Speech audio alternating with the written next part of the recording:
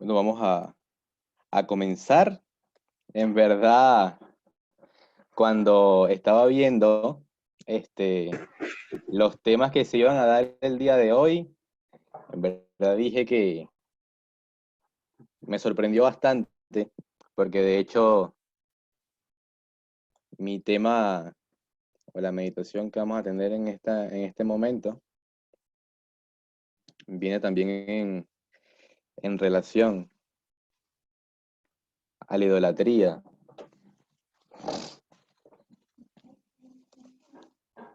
Entonces vamos a iniciar acá.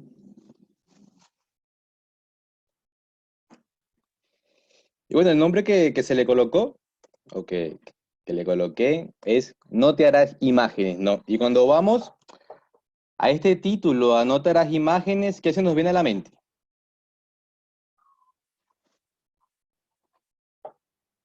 Las estatuas en las iglesias. Las estatuas en las iglesias, sí, efectivamente, ¿no? Dios en el Sinaí, eso también nos refiere también a un mandamiento de Dios, ¿cierto? Pero Dios en el Sinaí restablece nuevamente en la mente de sus hijos la amada ley que rige el universo. Pero ¿por qué debió Dios recordar nuevamente la ley? ¿Qué había ocurrido que, que Dios se vio en la obligación de volver a recordarles la ley al pueblo de Dios? ¿Qué había ocurrido? Lo habían olvidado ¿Y por qué la habían olvidado? en el cautiverio. En el cautiverio, ¿cierto? Ellos habían salido de Egipto, ¿no? Y quiero que vayamos acá, vamos a Génesis 15, versículo 13, ¿no? Que dice de la siguiente manera: Entonces Jehová dijo a Abraham: Ten por ciento que tu descendencia morará en tierra ajena y será esclava allí y será oprimida 400 años. Entonces, aquí vemos que Dios ya le había advertido a Abraham de que su pueblo iba a vivir esclavitud, ¿no? En una tierra ajena. Y fue ese periodo que pasó en Egipto, ¿no? Y mientras vivió en Egipto, ellos habían adoptado, de hecho, cuando estudiamos las líneas, se le conoce este periodo como el periodo de oscuridad que vivió el Israel antiguo, ¿no? Y en cierta forma habían adoptado ciertas prácticas de idolatría. Por eso mencionaba al principio que cuando vimos todos los temas que vamos a tocar el día de hoy tienen como una hilación, ¿no? Y si vamos acá a Génesis 32, dice: Viendo el pueblo que Moisés se tardaba en descender del monte, se acercaron entonces a Aarón y le dijeron: Levántate y haznos dioses que vayan delante de nosotros, porque a este Moisés, el varón que nos sacó de la tierra de Egipto, no sabemos qué le haya acontecido. Y Aarón les dijo: Apartad los zarcillos de oro que están en las orejas de vuestras hijas, de vuestros hijos, y de vuestras hijas, y traed, de vuestras mujeres, de vuestros hijos y de vuestras hijas, y traédmelos. Entonces todo el pueblo apartó los zarcillos de oro que tenían en sus orejas y los trajeron a Aarón. Y les tomó de su mano de ellos y le dio forma con buril, e hizo de ello un becerro de fundición. Entonces dijeron: Israel, estos son tus dioses que te sacaron de la tierra de Egipto, ¿no? Y aquí vemos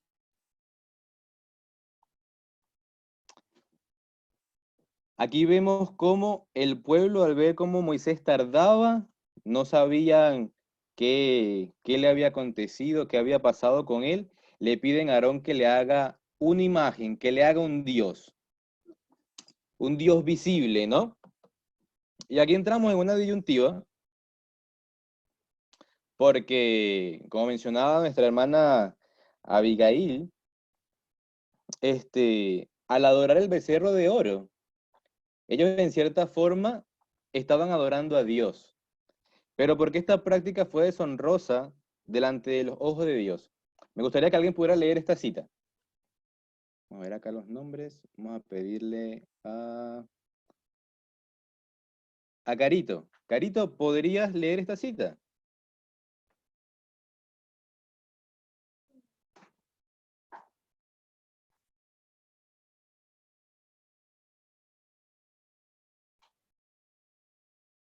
¿O alguien que pueda leerlo? Leo, Yo lo puedo Ya. leer si quiero.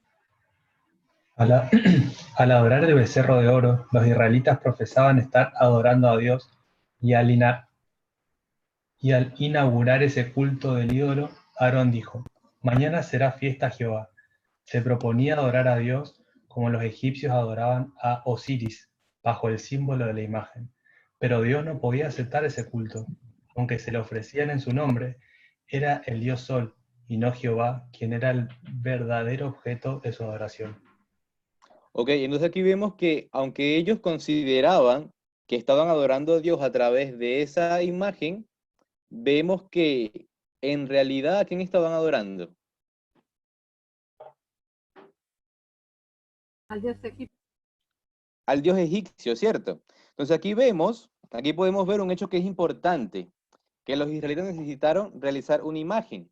¿Y por qué debieron realizar esta imagen? Porque ellos vieron la necesidad de poder establecer una imagen, ¿no? Y eso se debe a que ellos habían arraigado ya prácticas de los egipcios y prácticas paganas. Y quiero mostrarles esta cita que dice, el hombre no se levantará más allá de sus conceptos acerca de la verdad, la pureza y de la santidad. Si el espíritu no sube nunca más arriba que el nivel humano, si no se eleva mediante la fe para comprender la sabiduría y el amor infinito, el hombre irá hundiéndose cada vez más. Y luego aquí te habla sobre qué hacían los adoradores falsos de los falsos dioses. Dice, los adoradores de los falsos dioses revestían a sus deidades de cualidades y pasiones humanas y rebajaban así sus normas de carácter a la semejanza de la humanidad pecaminosa, ¿no? Y aquí vemos que ellos habían adquirido ciertas prácticas, ellos estaban atribuyendo ciertas características a Dios, ¿no? Y esa era una práctica muy común en el pueblo pagano. Por lo menos un ejemplo acá, ya el hermano Abigail dio varios ejemplos en relación a esto, en relación al toro de Abís, pero también vemos un ejemplo, el dios Apolo, que es un dios griego, que era el dios de la música, del arte, de la luz y del sol, y vemos a Atenea como la diosa de la sabiduría, de la artesanía, de la defensa y de las guerras, ¿sabes? Ellos siempre le atribuían una acción, una cualidad humana a esos dioses falsos, ¿no? ¿Vamos bien hasta allí? Sí. ¿Sí o no? Sí. Sí. Oh, ok, ok. Y aquí vamos al texto con el que en el nombre iniciamos, ¿no? Y vemos un mandato que Dios hace en el Sinaí. Dice, no te harás imagen ni ninguna semejanza de lo que esté arriba en el cielo, ni abajo en la tierra, ni en el agua debajo de la tierra. No te inclinarás a ella, ni las honrarás, porque yo soy Jehová tu Dios, fuerte y celoso, que visito la maldad de los padres sobre los hijos hasta la tercera y cuarta generación de los que me aborrecen. Y hago misericordia a millares de los que me aman y guardan mis mandamientos, ¿no? Aquí vemos cómo Dios hace un llamado a no hacernos imágenes de ningún tipo y que no deberíamos hacernos ídolos, ¿no? Y este tema, yo pensando, qué tocar, yo, yo vi que se despertaron ciertas inquietudes en relación a lo que se ha estado estudiando últimamente, en relación al amar al prójimo y cómo amarlo, y llegar al punto de poder adorarlo. Entonces, yo me di cuenta que lo que estábamos viendo acá era que habían ciertos términos que nos hacían mucho ruido y era porque sencillamente no comprendíamos bien el contexto y esa es la finalidad de este estudio, ¿no? Aquí vemos que Dios hace un llamado a que no se debería hacer ningún tipo de imagen, pero me gustaría que pudiéramos ver qué es un ídolo. ¿Qué me podría decir ¿qué comprenden o qué entienden como ídolo? ¿Qué es un ídolo?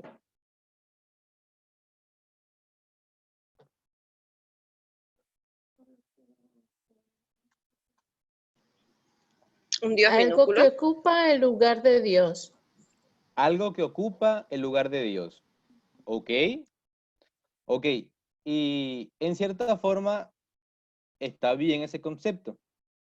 Pero allí es donde radica, porque ha habido tanta controversia. Bueno, yo lo he percibido así, no sé si es que quizás estoy siendo un poco alarmista, pero cuando tocamos el punto de que Dios nos hace un llamado a poder adorar a su creación, creo que nos hizo mucho ruido ese término, ¿no? Y me gustaría aquí poder profundizar un poco sobre qué es un ídolo, ¿no? Entonces, si vamos al primer sentido de la palabra, dice, ídolo es imagen de una deidad, que a su vez es un objeto de culto. Y si nos vamos a este sentido, en verdad está mal, está muy mal establecernos ídolos porque estaríamos usurpando el lugar de Dios. Pero hay un segundo sentido. Y dice aquí, segundo sentido, persona o cosa amada o admirada con exaltación, pasión o intensidad. Nos sabemos que un ídolo también puede ser una persona que usted ama. Y Dios nos hace un llamado abiertamente en su escritura de que nosotros debemos amar. Y si nos vamos un poquito más a lo que es sinónimos, también en los dos sentidos que vimos en los conceptos, también se abre una ramificación de sinónimos, ¿no? Cuando nos vamos al primer sentido, que va en relación a la deidad, vemos que un sinónimo sería de ídolo, sería figura, ícono, imagen y representación. Pero en el segundo sentido, que habla en relación a la persona, dice que es un modelo o un ejemplo. Eso sería un sinónimo de ídolo. ¿Sí? A un ídolo, ¿qué se le hace? A un ídolo se le adora, ¿cierto? ¿O no? ¿O qué más se le hace a un ídolo? Sí, se adora. Se le adora, ¿no? Pero ¿qué comprendemos nosotros por adoración? Rendirle culto, veneración. Rendirle culto o veneración, es correcto, ¿no? Y ahí hay dos sentidos de igual forma, ¿no? Cuando vamos al término adorar, se refiere a rendir culto a una persona o cosa que se considera divina. Y el segundo sentido sería amar mucho, o que es igual a venerar, ¿sí? Y yo busco un poco sobre qué es venerar, y dice el tener gran respeto a alguien. O sea, viene relacionado al respeto. Y quiero que vayamos a este texto, que está en Mateo 22, que habla, y Jesús le dijo, amarás al Señor tu Dios con todo tu corazón, con toda tu alma y con toda tu mente. Este es el primer y grande mandamiento. Y el segundo es semejante, amarás a tu prójimo como a ti mismo. De estos dos mandamientos depende toda la ley. Y yo creo que este texto no es nuevo para ninguno de nosotros. Me gustaría poder leer esta cita. Si alguien podría ayudarme a leerla. Vamos a pedirle a Facundo. Facundo, ¿puedes leer esta cita? Dale, Leo. El Dios del cielo es verdadero. No hay un motivo en las profundidades del corazón. No hay un secreto en nosotros. No hay un designio que Dios no comprenda plenamente. Pero, ¿cuál es la norma de la justicia? La ley de Dios. La ley de Dios está colocada en un platillo de la balanza, su santa ley inmutable, cuyos derechos están especificados, la cual en los primeros 4 mandamientos exige amor supremo a Dios y en los últimos 6, amor a nuestros semejantes. Amarás al Señor tu Dios con todo tu corazón y a tu prójimo como a ti mismo. Lucas 10:27. No debemos apartarnos ni en una coma de esta norma. Dios requiere todo el corazón. la mente, el alma y las fuerzas, y amar a tu prójimo como a ti mismo. Esto se coloca en un platillo de la balanza, mientras todo carácter individual debe pasar la prueba del peso al ser colocado en el platillo opuesto. Y el carácter de cada hombre, mediante una justa comparación, queda irreparablemente fijado. Ok, ¿qué comprendes por esa lectura, hermano Facundo?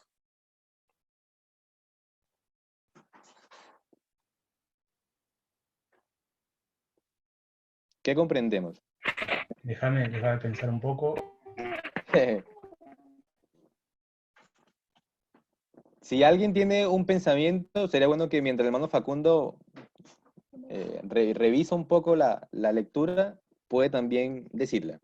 Ya me gustaría que pudiéramos meditar en esto un poco. Que la manera de amar al prójimo y a Dios está basada en las normas de su ley.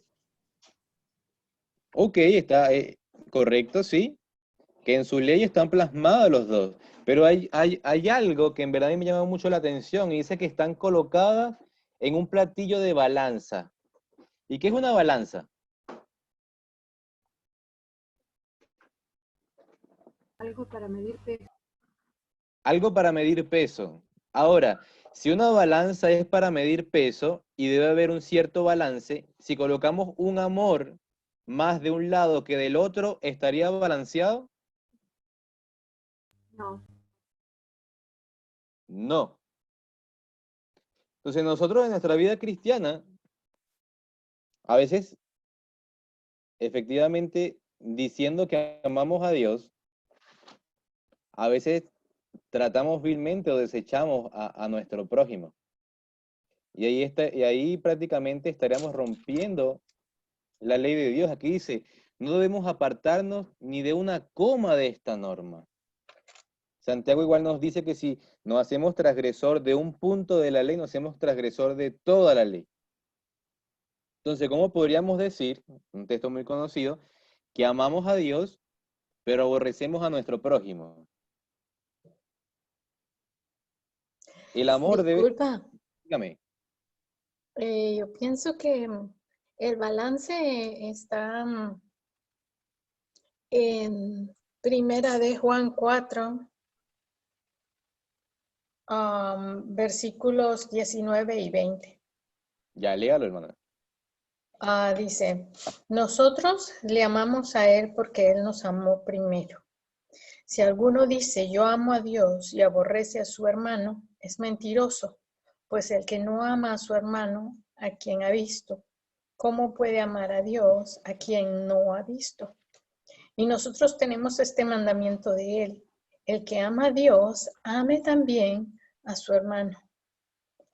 Y bueno, es el principio que he estado enseñando Parminda, que dice que la manera de manifestar ahora, en nuestro entendimiento ahora, que amamos a nuestro prójimo, es decir, que amamos a Dios, es que amamos a nuestro prójimo.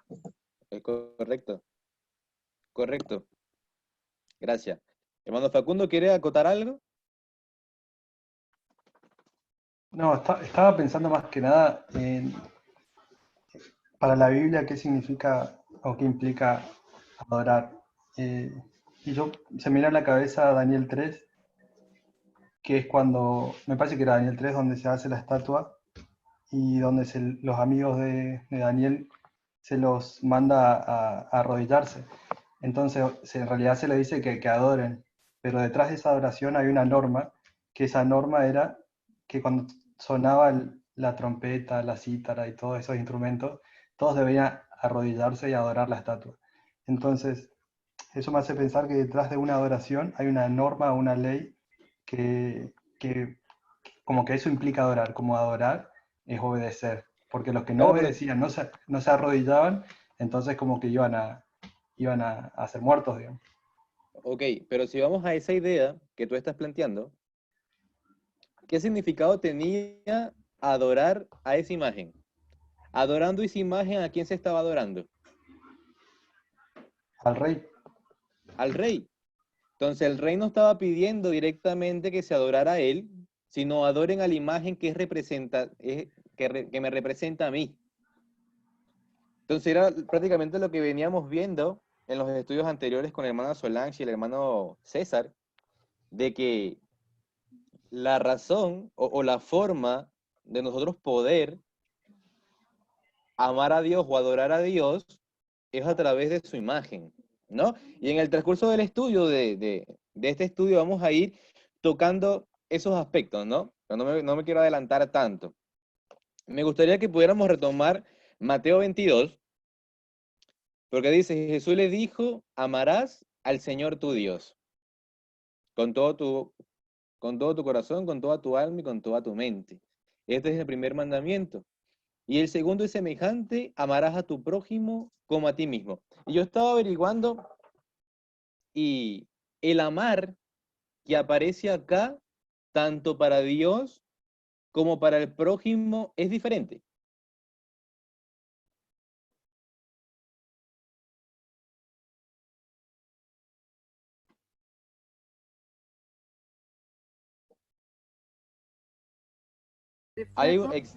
¿Cómo? ¿Puedes repetir la pregunta? Ok, repito la pregunta. Leyendo Mateo 22, del 37 al 39, que habla de que debemos amar a Dios y debemos amar al prójimo, allí en la palabra amar hay una diferencia. Hay una forma de amar a Dios que es distinta a amar al prójimo. Exacto, porque la primera implica la totalidad del ser y la segunda no es así de irrestricta. Pero ¿dónde podríamos ver eso? Pues me gustaría que pudiéramos ir a la raíz de la palabra, que la tengo acá. Amarás, según la concordancia Strong, en el código G25, significa agapao. Es la palabra que aparece allí escrita, tanto en amar a Dios como amar al prójimo. Es la misma palabra. Y dice amar en sentido moral. Dice amar abarcando el juicio y el asentamiento deliberado de la voluntad como asunto de principio, deber y propiedad. Entonces allí la palabra que se usa tanto para amar a Dios como para amar al prójimo es la misma. Y yo me sorprendí porque nosotros siempre, bueno, no a todos, bueno, no quiero generalizar, pero yo había entendido en un punto de que había diferentes tipos de amor y siempre nosotros atribuimos el amor ágape al amor de Dios. Y decimos que hay un amor distinto para el hermano y un amor distinto para mi pareja. Pero en relación a este texto bíblico que habla, que de hecho dice que es el mandamiento, o que en esto se resume toda la ley, utiliza la misma palabra. Dice que nosotros debemos ágape o agapao a Dios y debemos agapao a nuestro hermano, a nuestro prójimo. Y me sorprendió bastante porque en verdad yo marcaba una diferencia entre los dos amores, pero aquí vemos que el amor que se refiere al mandamiento es igual.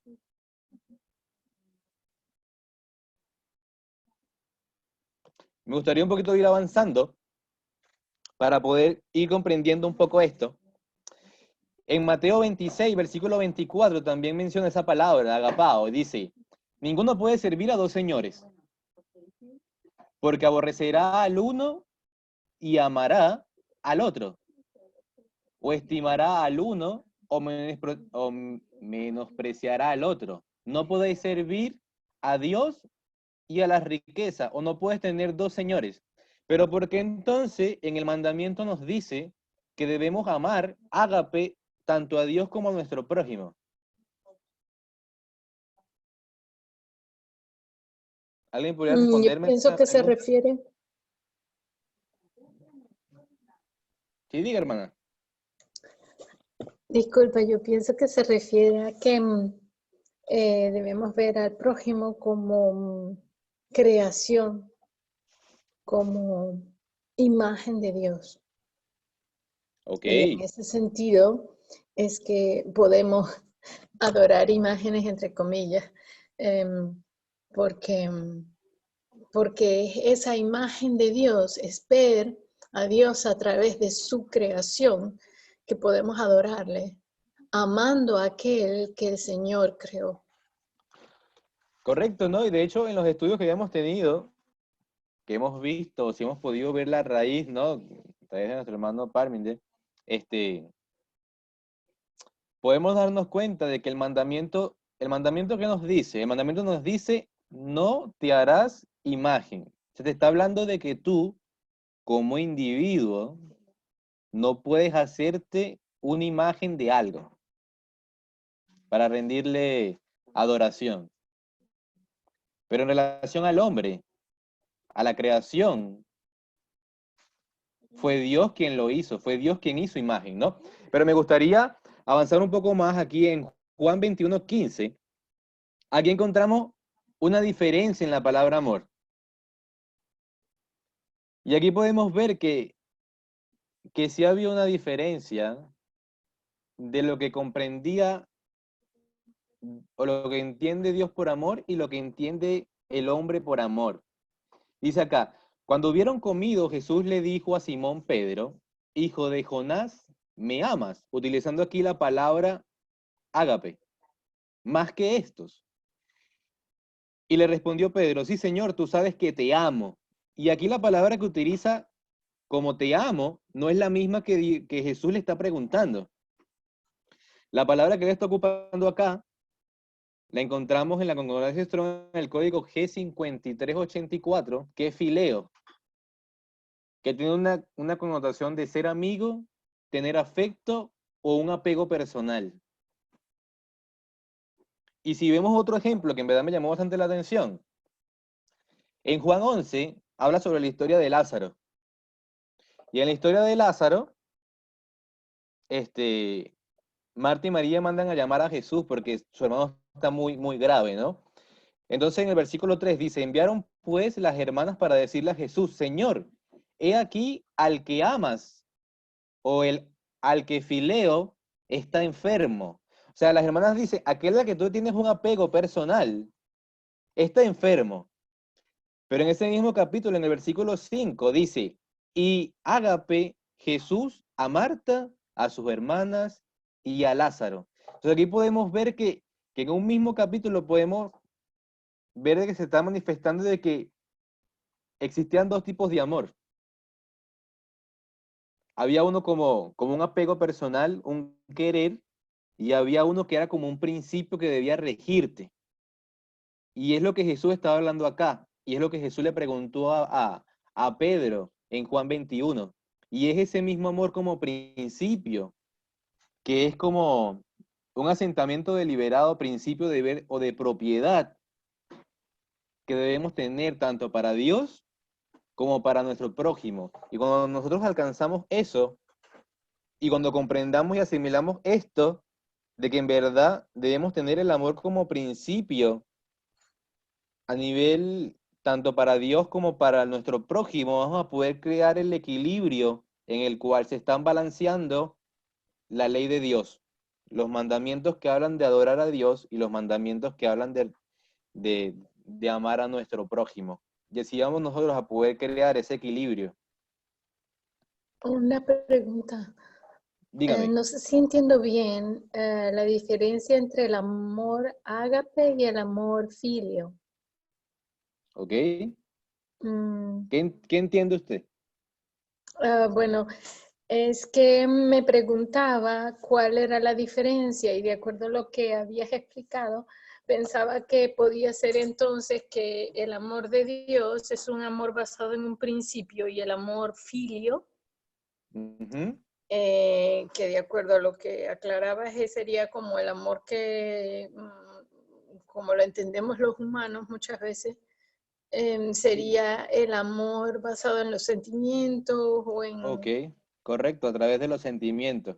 Pero el mandamiento que dice amarás a Dios y amarás a tu prójimo utiliza la palabra ágape, que es a nivel de principio, no de sentimiento. Ah, ok. Ok, muchas gracias. ¿Ya? Sí, me pregunto si lo entiendo bien, pero de momento no lo sé. Ok, había un hermano que tenía una pregunta. Sí, más o menos relacionado, hermano, también con el tema de... La diferencia es que en la parte en que Jesús habla a Pedro y Pedro le responde a Jesús, o sea, Pedro le está hablando con otro tipo de amor, ¿no? Otro tipo de amor, correcto. Ah, ya, ok. Otro tipo de amor. Y podemos ver allí que entre los mismos discípulos tenían esa diferencia. Pero cuando nos vamos al mandamiento, y es lo importante, porque nosotros podríamos decir y definir, como habíamos dicho al principio, de que el amor ágape, el amor como principio, como algo supremo, es dedicado a Dios, y yo a mi prójimo utilizo el fileo, que es un feeling, es una empatía, es tener afecto o un apego a una persona a nivel de sentimiento. Pero los sentimientos son variantes. Cuando estudiamos la naturaleza del hombre podemos ver eso, de que nosotros, el amor no puede estar arraigado en sentimientos porque los sentimientos son muy variantes. El principio es uno. Entonces, si amar es igual a adorar, como habíamos visto en un concepto más arriba, deberíamos adorar a nuestro prójimo. Entonces aquí vamos, ya nuestra hermana nos había leído el texto, ¿no? Dice, si alguno dice yo amo a Dios y aborrece a su hermano, es mentiroso. Pues el que no ama a su hermano, a quien ha visto, ¿cómo puede amar a Dios al que no ha visto? Y, y en verdad es sorprendente porque este texto yo puedo decir que no es nuevo para nadie, ¿no? Muchas veces lo hemos ocupado, pero lo hemos llegado a comprender a cabalidad, en verdad, porque en verdad, sigue habiendo en nosotros, mira, yo tengo un concepto que una vez lo escuché y me llamó mucho la atención, y, y a pesar de que es un pensador quizás no cristiano, este, lo mantengo. Él dice que la ignorancia no es un estado de vacío, que la ignorancia es un estado de llenura. Dice, porque si fuese un estado de vacío, tú ingresas información a tu mente y ya. Pero la ignorancia en realidad es un estado de llenura, porque no permite que las cosas entren. Y, y es por eso que este tipo de tema nos cuesta tanto. Nos cuesta tanto porque tenemos una idea preconcebida de las cosas. Y este texto lo habíamos leído antes. En verdad, yo no puedo contar las veces que he tenido meditación en relación a este texto, pero cuando vamos a la práctica, siempre decíamos que está bien este texto, pero debemos amar primero a Dios. Y si hay un pagano o hay una persona, entonces ahí caemos en el sentido de lo que eran los fariseos, que ellos iban a los templos, cumplían todos los ritos con rigurosidad, pero cuando venía la práctica de esa experiencia con Dios, que era el trato con el prójimo, ahí fallaba la prueba. Entonces ahí era donde se volvían hipócritas y eran mentirosos. Y cuando analizamos eso, yo, yo veo que en infinidades de ocasiones yo caí en ese punto. Yo trataba de llevar una vida rigurosa a nivel de prácticas y a veces por querer guardar esas prácticas, ¿cuántas veces no herí a mi prójimo o le fallé a mi prójimo? Entonces prácticamente creyendo que estaba guardando la ley, sencillamente estaba faltándola. Porque no puedo decir que amo a Dios, pero aborrezco a mi hermano. Y me gustaría que pudiéramos leer esta cita. Vamos a pedirle vamos a ver acá que, uy, no veo acá a las personas. Vamos a pedirle a Raimundo. Raimundo, ¿podrías leer esta cita? Sí, ¿las dos, Kelvin? Sí, sí, las dos, por favor. Ya. Todo el mundo natural está destinado a ser intérprete de las cosas de Dios.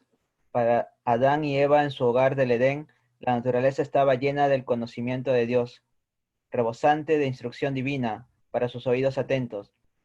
Hacía repercutir la voz de la sabiduría. La sabiduría hablaba al ojo y era recibida en el corazón, porque ellos comulgaban con Dios en sus obras creadas. Tan pronto como la santa pareja transgredió la ley del Altísimo, el esplendor del rostro de Dios se apartó de la faz de la naturaleza. Esta ahora está arruinada y mancillada por el pecado. Ahora las lecciones objetivas de Dios no se han obliterado aún ahora. Cuando se le estudia e interpreta correctamente, habla de su creador. La manera más eficaz de enseñar acerca de Dios a los paganos que no se le conocen es por medio de sus obras. De esta manera, mucho más fácilmente que por cualquier otro método, puede hacérseles comprender la diferencia que hay entre sus ídolos, obras de sus manos, y el verdadero Dios, el hacedor de los cielos y la tierra. Ok, ¿qué comprendemos con esa lectura? Me llama mucho la atención. Dígame, hermana. Disculpa, Responda. es que ahí en esa cita corrobora lo que hemos estado estudiando con Parmenda, que dice, a ver, creo que es aquí que dice, para Adán y Eva en su hogar del Edén, la naturaleza estaba llena del conocimiento de Dios, rebosante de instrucción divina.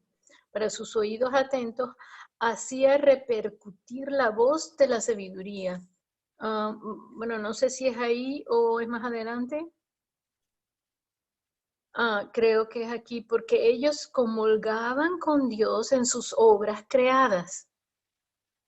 Ahí para mí corrobora también lo que decía primera de Juan 4:20, que es adorar a Dios a través de su creación. Bueno, no lo dice así, sino con el prójimo, pero Claro. me parecía que ahí lo ponía. Claro. Gracias, hermana. Gracias. Raimundo, ¿qué podrías acotar de esa cita? No, como estaba diciendo la hermana, ¿no? Cuando Adán y Eva están sin pecado, ¿no? Estaban en la perfección, tenían conocimiento de toda la sabiduría, ¿no? De Dios, y Dios era su instructor, ¿no? Les orientaba y ellos crecían en sabiduría, en inteligencia, en todo lo que tenían que hacer, ¿no? Pero a raíz del pecado se separaron, pues, ¿no? Se separó el hombre, ¿no? De Dios. Y hoy en día dice que la mejor manera de hablar del amor de Dios es por medio de los hechos, ¿no? Como dicen, Correcto. ¿no? Una fe sin obras es muerta, ¿no? Como dice la palabra de Dios. Porque la gente que no conoce de Dios no sabe del amor de Dios, ¿no? Y hablarle de Dios sin demostrarle ese amor no tiene sentido. Y eso me hace recordar a Jesús, ¿no? Cuando Jesús estuvo en la tierra, Jesús pasaba de aldea en aldea y se interesaba por las personas en este aspecto. Había muchas aldeas o muchos lugares que ya no había ningún rasgo de enfermedad, ningún rasgo de pecado, se puede decir, o sea, de enfermedad, mejor dicho.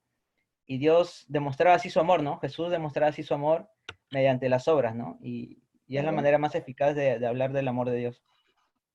Claro, y me sorprende el punto, ya que tocas el caso de Jesús, de que Jesús tenía bien planteado y bien definido el plan de salvación, ¿cierto? Y en su ministerio de los 3 años y medio, él capacitó o estaba capacitando a sus discípulos para la obra venidera, la obra que iba a devenir, y ellos iban a completar.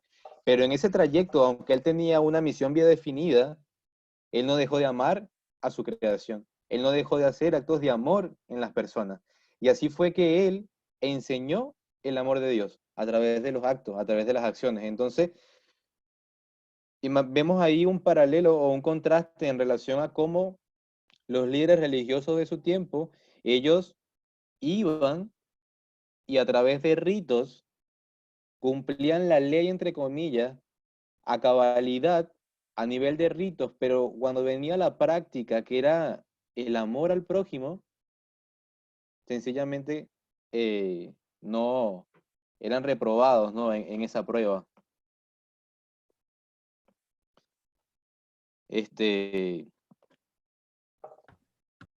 Para ver acá. Y aquí es donde vamos a Génesis 1:26, que dice, entonces dijo Dios, hagamos al hombre a nuestra imagen, conforme a nuestra semejanza, y señoree en los peces del mar, en las aves de los cielos, en las bestias, en toda la tierra, y en todo animal que se arrastra sobre la tierra.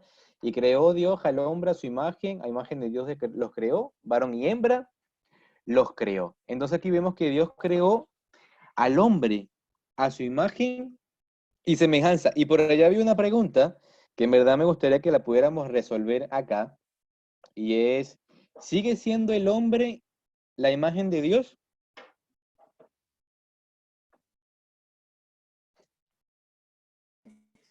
Sí, sigue siendo la imagen de Dios. Ok. Ok, me gustaría que pudiéramos... Ok, Sí, por ahí hay una escuché parte algo. que Jesús dice, yo venía a restaurar la imagen de Dios en el hombre. Si no me equivoco, está en ¿Ya? Desiertos Gentes. Ok, Yo creo que físicamente, o sea, a pesar del pecado, aún tenemos la imagen de Dios, pero espiritualmente no. ok. Vamos a ir viendo eso, ¿no? Mira lo que dice acá. El pecado es una cosa detestable. Por esa causa fue marchitada la hermosura moral de un gran número de ángeles. Penetró en el mundo y borró casi por completo la imagen de Dios en el hombre. Mas en su gran amor, Dios ofreció al hombre la posibilidad de recuperar la posición que había perdido al ceder al tentador. Cristo vino a ponerse en la cabeza de la humanidad para desarrollar en favor nuestro un carácter perfecto.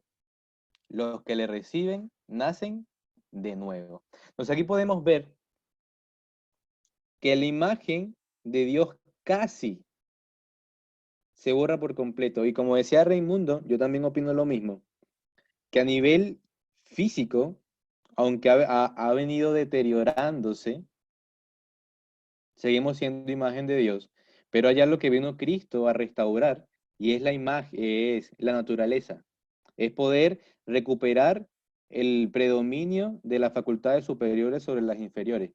Y me gustaría leer otra cita, ya va. Para ver.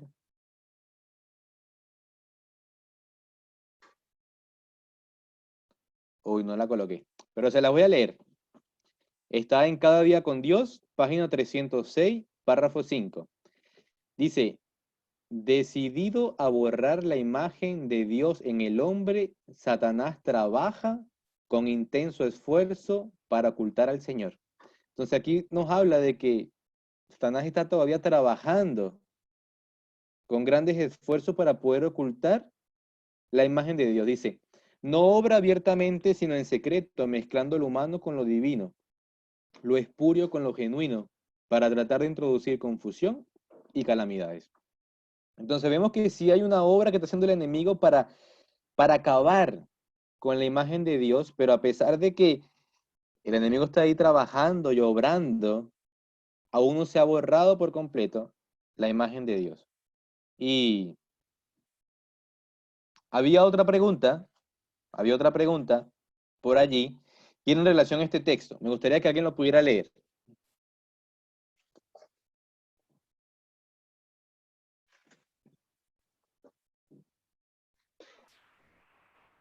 ¿Lo leo? Leo.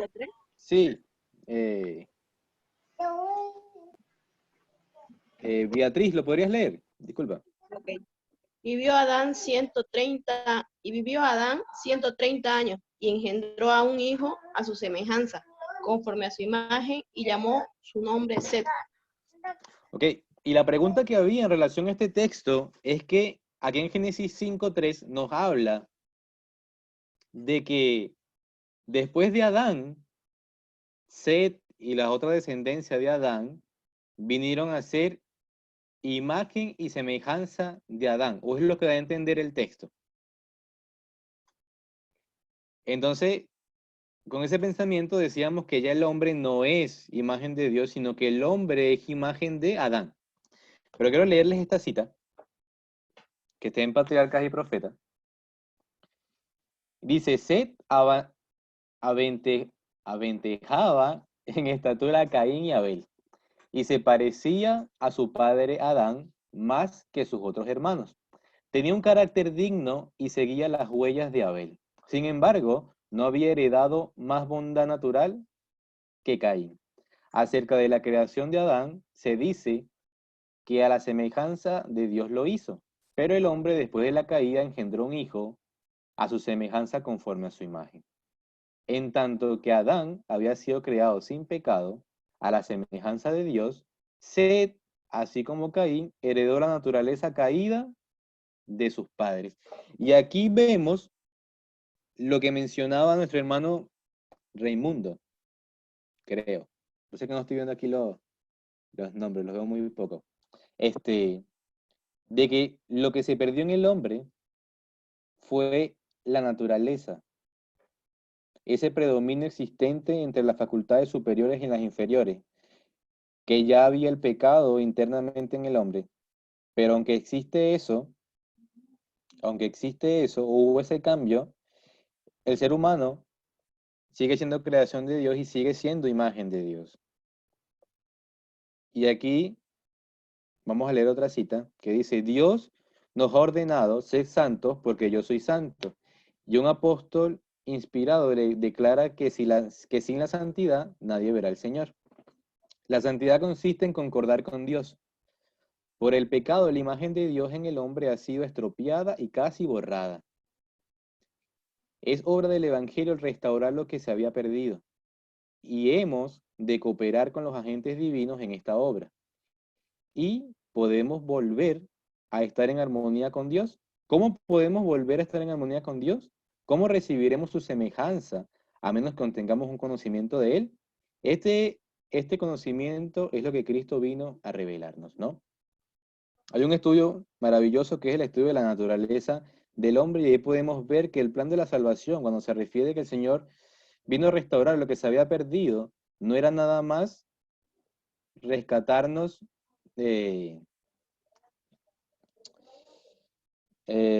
rescatarnos en el punto de que habíamos caído y ahora podemos adquirir la salvación a través de su nombre. Si creemos en Él podemos ser salvos, pero se había perdido algo más, se había perdido la naturaleza. Y eso es lo que Dios vino a restaurar también. Es lo que Dios vino a revelarnos, de que se puede vencer el pecado y que se puede restituir nuevamente las facultades superiores que predominen sobre las inferiores.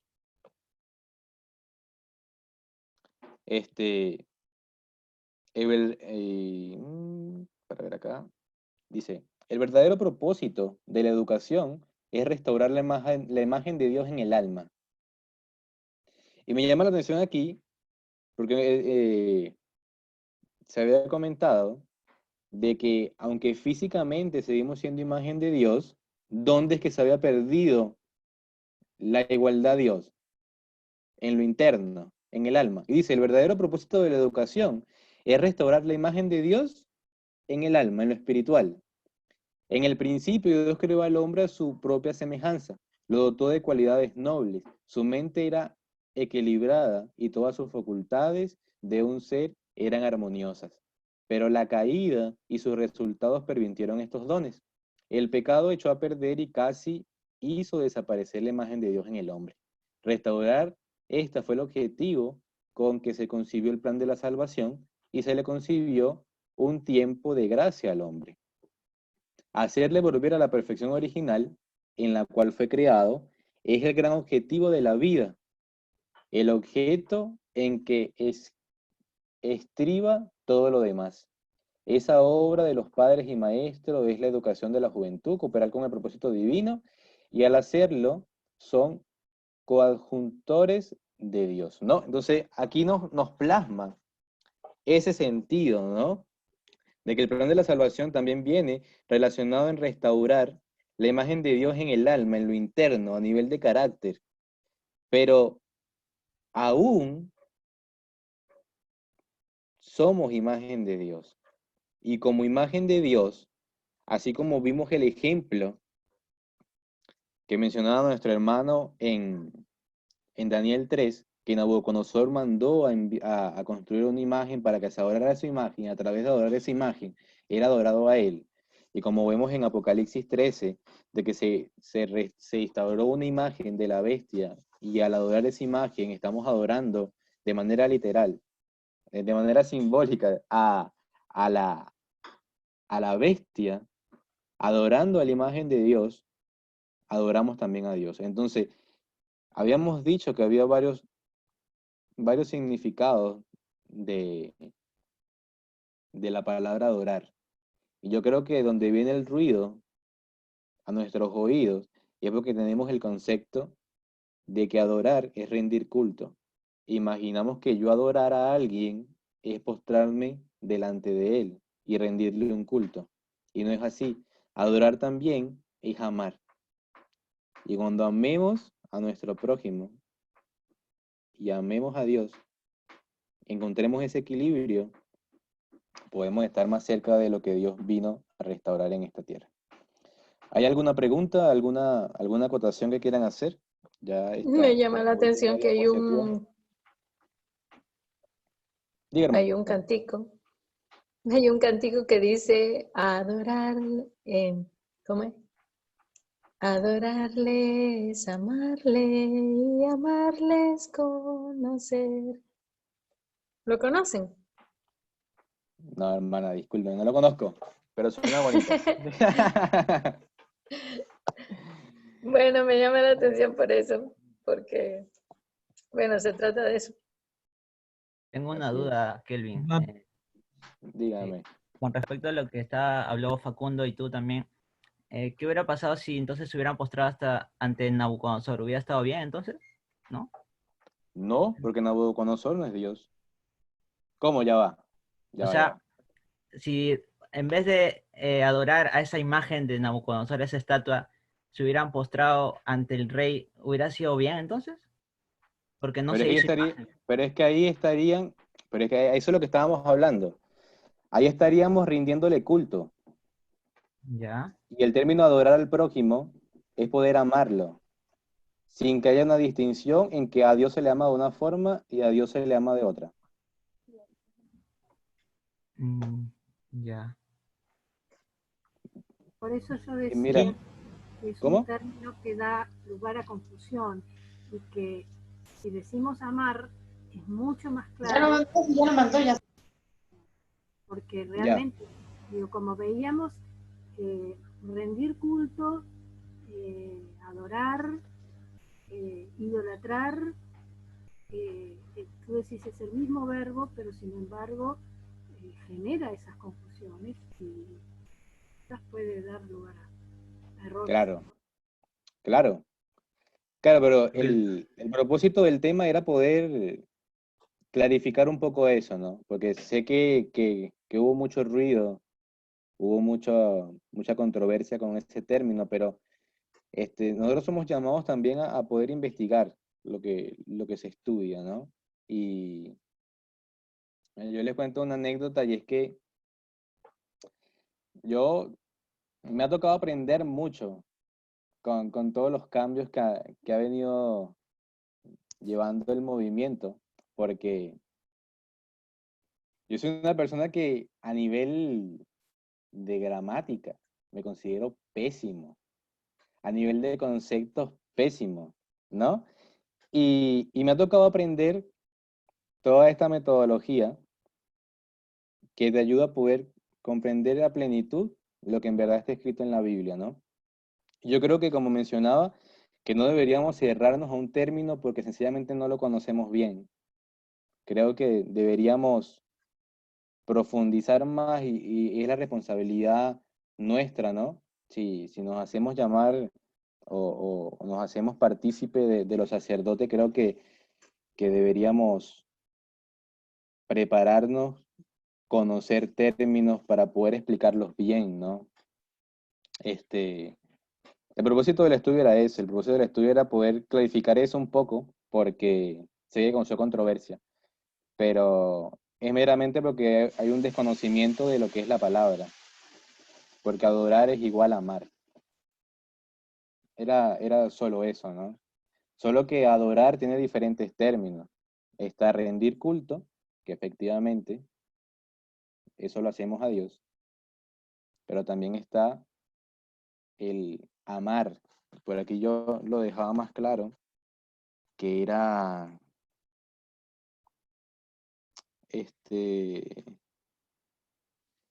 sí es amar y admirar con exaltación, pasión o intensidad. Habíamos dicho que también era venerar, que es tener respeto.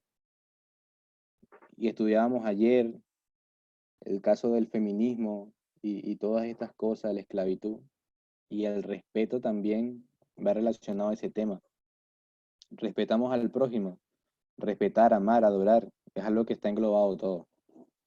Solo que a veces utilizamos la palabra en el sentido más básico y no la expandimos en lo que en verdad quiere decir. Tengo hermano, una Dígame, consulta. hermano.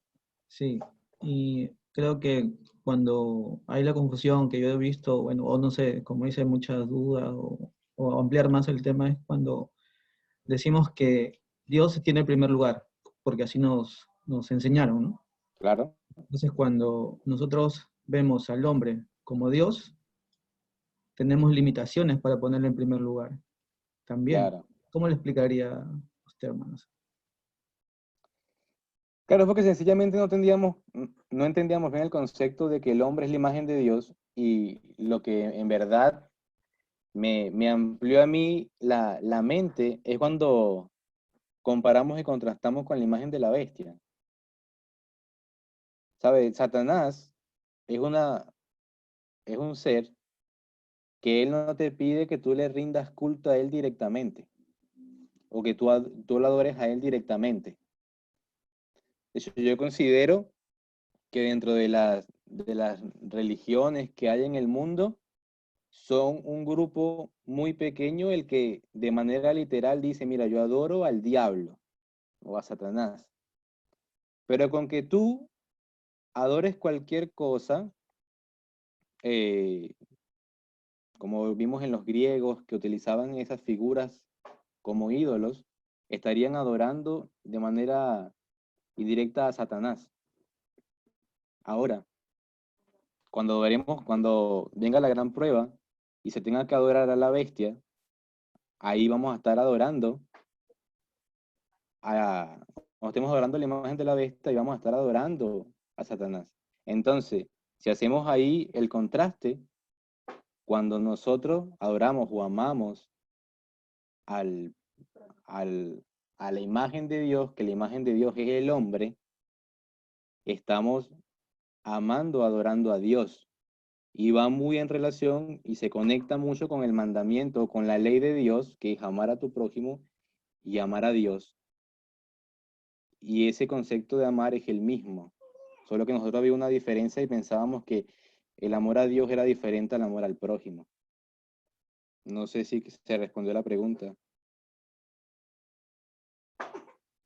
Sí, sí, ¿Sí? lo que, sí. Perdón, pero entonces, si, si nosotros amamos, digamos, adoramos a nuestro prójimo, no estaríamos tratando de adorar a Dios, no estaríamos haciendo lo mismo que hacían los israelitas con el becerro, queriendo adorar a Dios, adoraban a algo creado. Lo que pasa es que el mandamiento dice, no te harás imagen. Y los israelitas se hicieron una imagen, pero usted no hizo al hombre, usted no hizo la imagen de Dios la hizo él. Ahí está la diferencia. No sé si se respondió la pregunta. Creo que el punto que el hermano Kelvin es que ellos crearon un ídolo con sus manos, a su imagen de lo que ellos vieron. Ellos tomaron el modelo de Egipto para copiar ese ídolo. Pero en Proverbios nosotros vemos que nosotros no podemos crear ídolos porque nuestro corazón no es justo, no es recto, no es honesto, no es bueno. Pero Dios nos da su imagen. Nosotros siempre decimos, Señor, muéstranos tu imagen. Eso es lo que los patriarcas y profetas siempre pedían, que Dios revelara su imagen, su gloria. Y el Señor siempre, o sea, para nosotros siempre nos dio su imagen, pero nosotros no aceptamos esa imagen.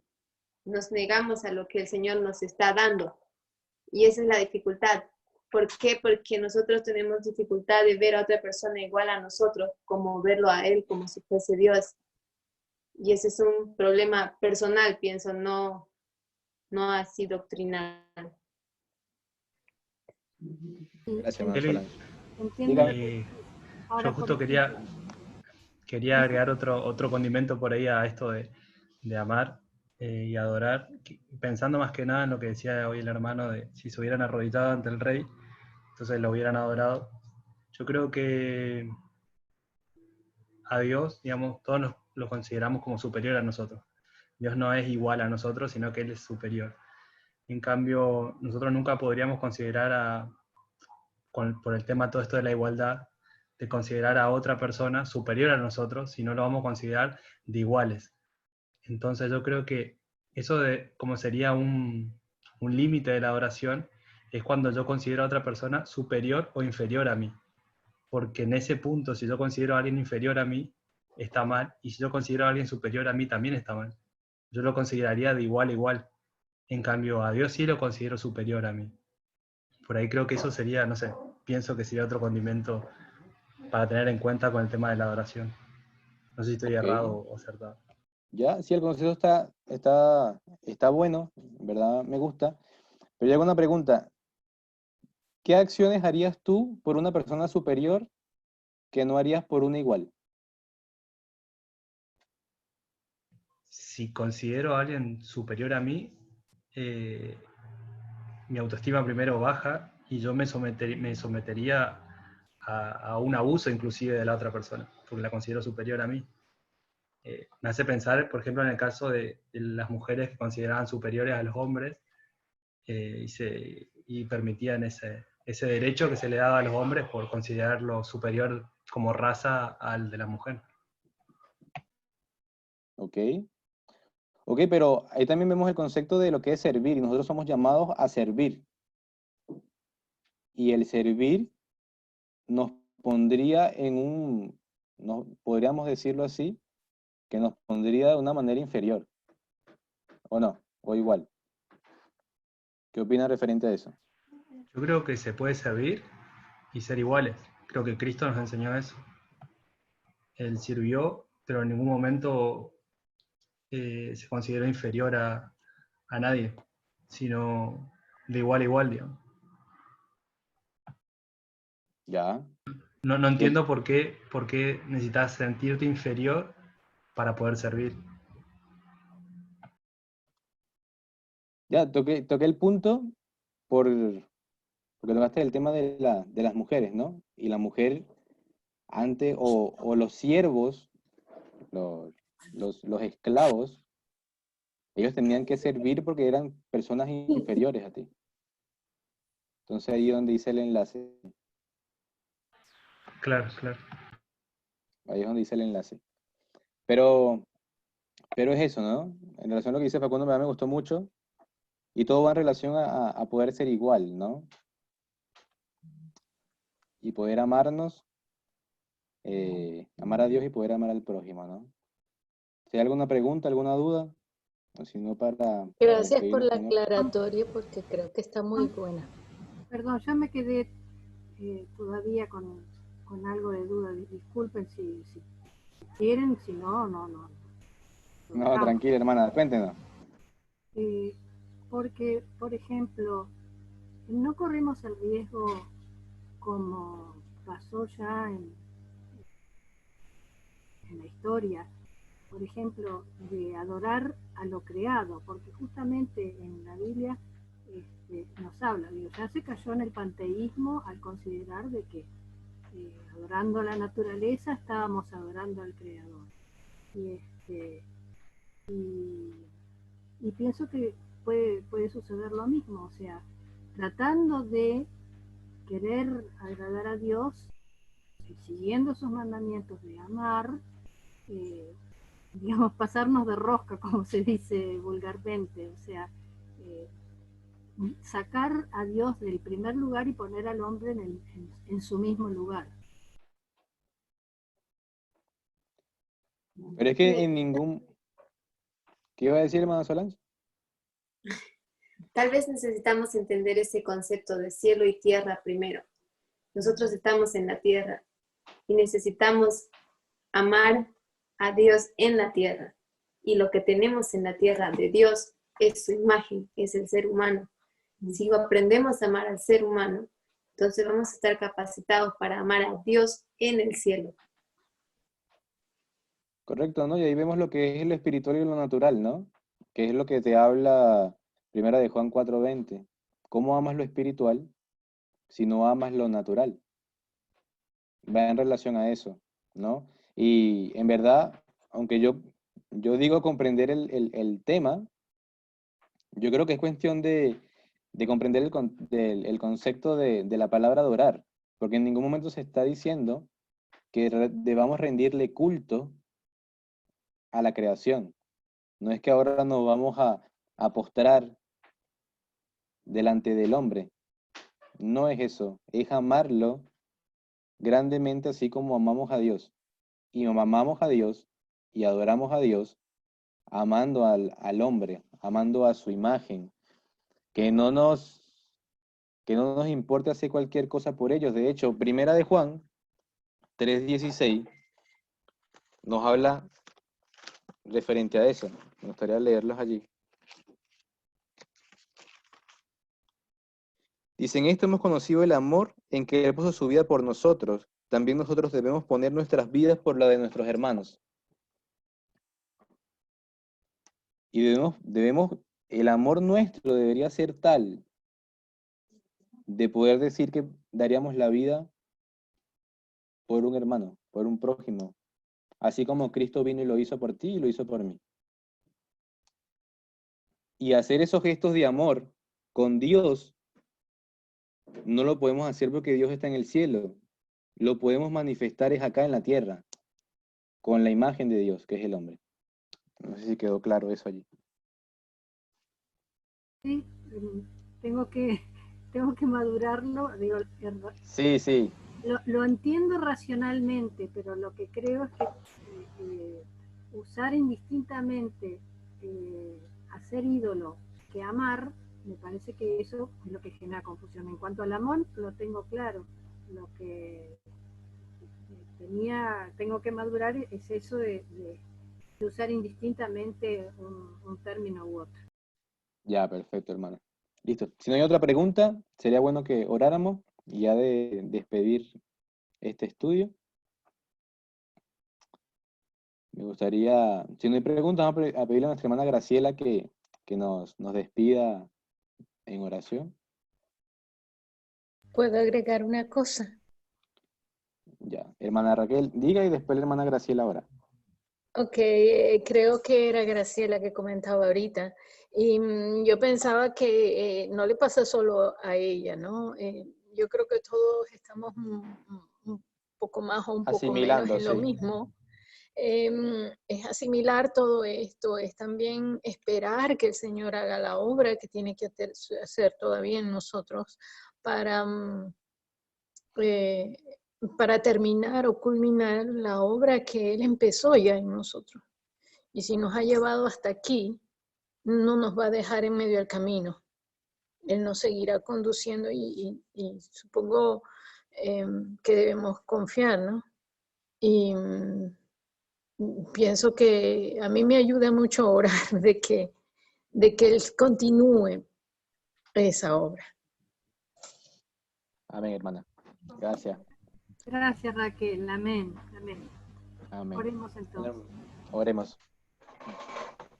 Amado Dios y bondadoso Padre que estás en el cielo, estamos agradecidos, Señor, porque todo este grupo de hermanos está trabajando tanto para compartir con nosotros su conocimiento,